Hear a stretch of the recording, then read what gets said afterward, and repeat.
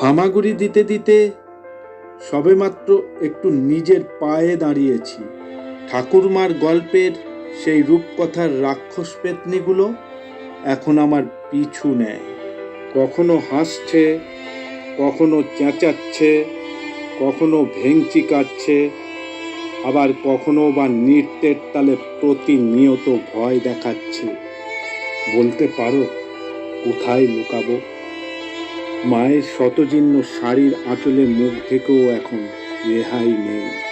বাতাসে বিষ, সাগরে তুফান, পাহাড়ে ধস, অরণ্যে আগুন, সব কটা পথই আগলিয়ে রেখেছে এক হিংস্র কামাতুর দৃষ্টি। এখন চার দেওয়ালের মধ্যেই জীবনটাকে কোনো মতে হাতের মুঠোয় নিয়ে মৃত্যুর প্রহর গুনি আর ডাকি, মা, ও মা, মাগো, একটা গল্প শোনাও না মা। বর্বরের গল্প, বর্বরের বিরুদ্ধে লড়াইয়ের গল্প।